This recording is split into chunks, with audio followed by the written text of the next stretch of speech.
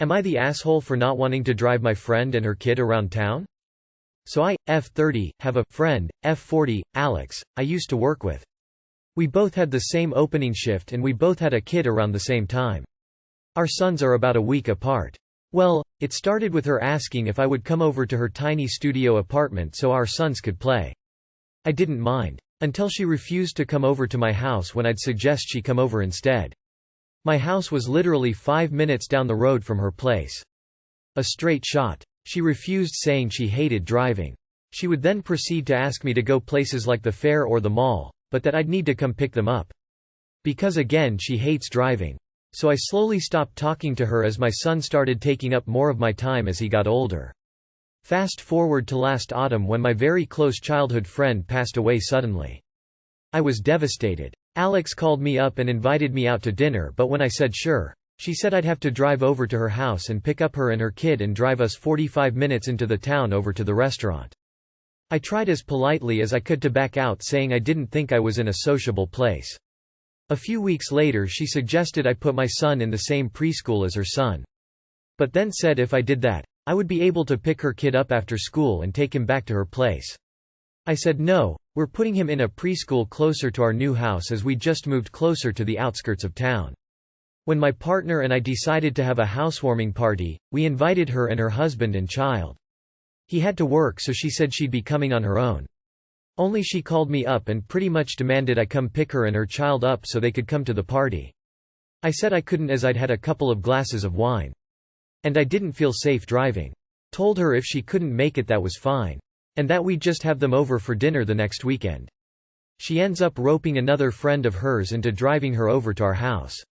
Fast forward to her son's second birthday and she flat out asks if we can host and throw a party for her son. Since we have a big house and such a big yard. I tell her I'm not comfortable having a bunch of people I don't know in my house, and she stops talking to me for a little while. Until today when she asked me if I would drive her and her son to her Obgyn so she can make her appointment. I should add that this woman has her license. I'd seen her drive into work. But my neighbor thinks I'm the asshole because I should be more understanding of Alex's obvious fear around driving. But I have my own house and family to worry about. I don't think I should drop what I'm doing to chauffeur this grown woman around town. I feel like I should also add that she has never offered to pay for gas.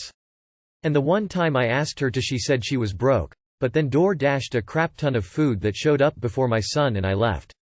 So, am I the asshole? Not the asshole, she's literally using you as a free Uber driver whenever possible.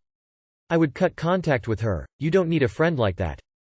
Not the asshole. Your friend has absolutely absurd expectations of you, and your neighbor is insane if she thinks you're somehow an asshole for deciding you don't want to be someone else's personal chauffeur.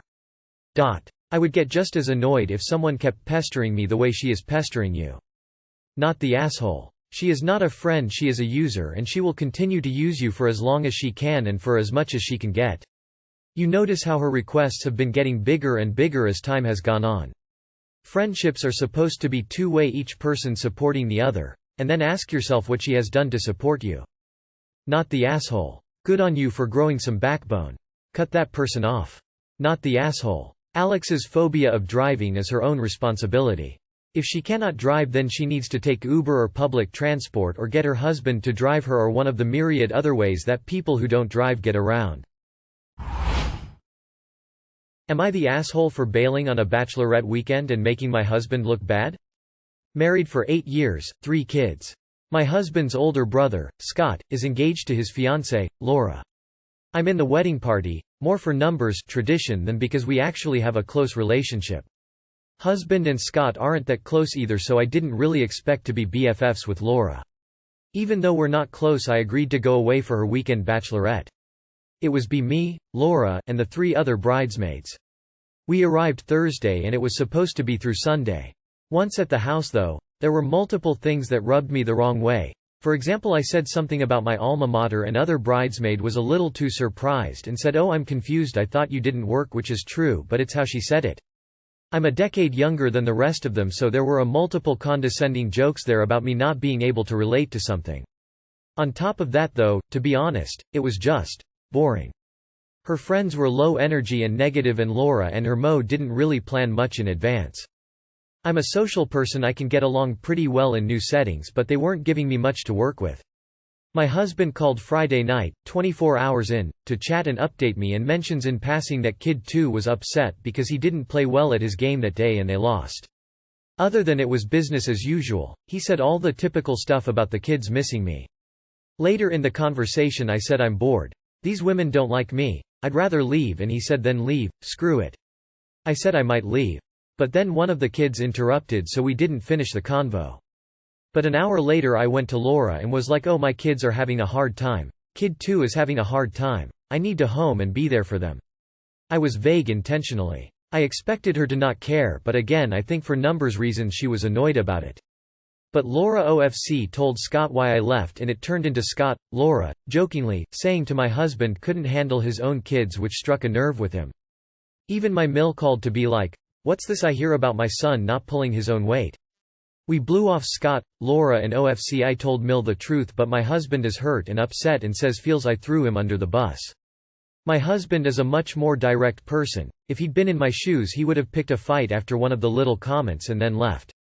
He would rather I just be confrontational and be honest and tell Laura, or let him tell Laura, Scott, that I left because the party sucked and I didn't feel welcome. He thinks I threw him and his ability to be a parent under the bus to avoid conflict. Which in a way is true, but I don't think what I did is that abnormal or unfair. I've reassured him that it really was because I wanted to come home, not because I didn't think he could handle the kids or anything like that, but he's still upset. I've reassured him that it really was because I wanted to come home, not because I didn't think he could handle the kids or anything like that, but he's still upset. He knows that, but he, and now his mom, are the only ones who know that. Everyone else sees the story you set up. You are the asshole. You are the asshole. You accepted being in the bridal party, you agreed to go on the trip. Tough luck, it wasn't as fabulous as you expected. Lying to get out of it was childish. Your husband gets minor asshole points for guilting you about the kids and then telling you to leave. Next time learn to say no in the first place to things you don't want to do. YTA, you never wanted to be there. You purposely tried to hate it. You succeeded. You threw kid and husband under the bus because you're too childish, maybe cause of that decade younger, to say you didn't want to be there. I agree with your husband. You took the easy, for you, way out and lied to avoid yourself feeling uncomfortable, at the expense of someone else. You are the asshole. Yes, you are the asshole for making an excuse that made your husband look bad. Am I the asshole for telling my dad I don't need fixing and to accept he can't always have what he wants? So I, 18 male, live with my grandparents right now. I turned 18 a few weeks ago and chose to move out of my dad's house. Things are not so good between us. When I was 7 and my brother was 6 we lost our mom. Dad moved on within a year of mom dying and moved stepmom in with us after 7 months. Right when that was about to happen he sat us down and told us he wanted to be able to make our home a happy one, that having pictures and mom stuff around would make him sad, and would make his wife and her children unhappy and make them feel like they weren't welcome, and he wanted them to feel welcome. So he wanted us to be okay with giving all that stuff to our mom's parents.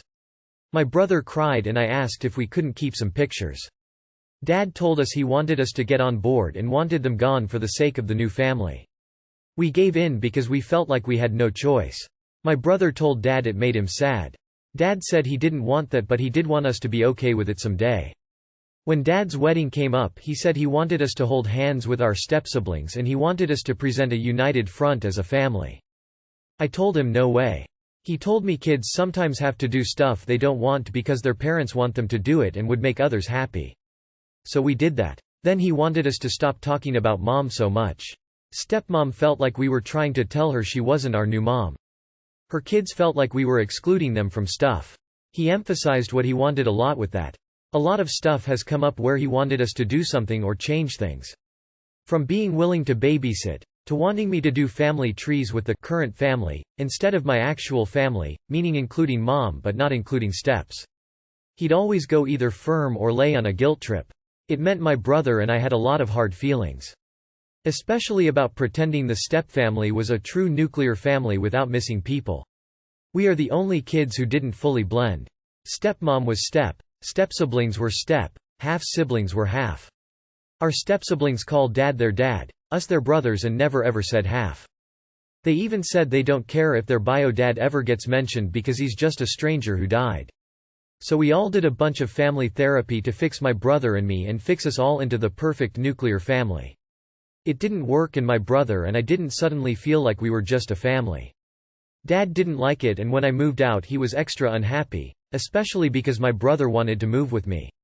He wanted us to do therapy again and told me he didn't want me to be one of those kids who moved out right away.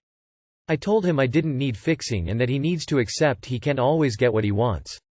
Dad told me it's not all about the kids, and I selfishly never wanted him to be happy and for us to have a new family. Am I the asshole? Not the asshole. Your dad didn't give you and your brother the opportunity to grieve. He took away your memories of your mom and forced a new insta-family on you. He literally never listened to you and your brother saying that you weren't happy with all this. Your dad is the asshole here. Not the asshole, but what is up with your dad with guilt-tripping you and your sibling for a decade? No wonder you don't feel part of the family. It's about time dad starts to learn that. Not the asshole. Wow, your father is the master of guilt-tripping and gaslighting. Easily not the asshole. Your father basically wants to erase your mother in favor of his new wife and kids. That's wrong. Now that you've moved out, I hope you can go to your mom's family and get some of her memorabilia back. Not the asshole. You are right and your dad is wrong. You can't fix people into being someone else. Am I the asshole for telling my sister she's being unfair to her older children? My sister has been married twice. Her first husband died and she has Kala, 14 female, and Griffin, 12 male with him. She has Luke, 4 male, and Anna, 2 female, with her current husband. My sister's current husband is Jeremy, and from the time he got engaged to my sister he called Kala and Griffin his children and has introduced himself to people as their dad. I know this has bothered both Kala and Griffin, and the four, Kala, Griffin, my sister and Bill, were in family therapy for close to 2 years to make things smoother. I believe my sister also hoped that with family therapy, my niece and nephew would be okay with Jeremy taking on the role as their dad and would not feel like it was a bad thing for him to be considered both an equal parent and a dad for them. This did not work out that way, but reluctantly, with the advice of the therapist, Jeremy stopped saying they were his kids and he was their dad. He used step in front of kids and dad, which Kala and Griffin were fine with. Now in the present day there has been somewhat of a fallout after Kala wrote about her family and spoke a lot about her dad and brother and mentioned that her and her brother might be closer today because they share the loss of her dad. She talked about when she gets married one day she'd like Griffin to be the one who walks her down the aisle and for them to dance to honor her dad. She mentioned how she only has one dad, and while she has a stepdad, for her, those are not the same. I don't know all the rest of the details, but these points, when read by my sister and Bill, made them angry. Both had a very negative reaction to her only having one dad. They say it is dismissive of Jeremy and downplays the role he has in the family and all he has done for her. But also the fact where Griffin would do the typical father of the bride stuff for her one day over Jeremy is completely wrong and shows a lack of care for Jeremy. They sat Kala down over this. Told her how disrespectful she was to Jeremy by saying she only had one dad and clearly stating it's not him. Griffin was around and said it was true though, and he feels the same way. Both the kids were given punishments for this. They were told they don't get to enjoy cell phones and computers if they disrespect one of the people who allows them to have those things. They are also being forced to spend more time with Jeremy without anyone else around, doing whatever he wants to do. My sister told me all this and I told her she was being unfair to her children. I told her she might not like it, but it's not so uncommon for kids to view stepparents differently from bio-parents.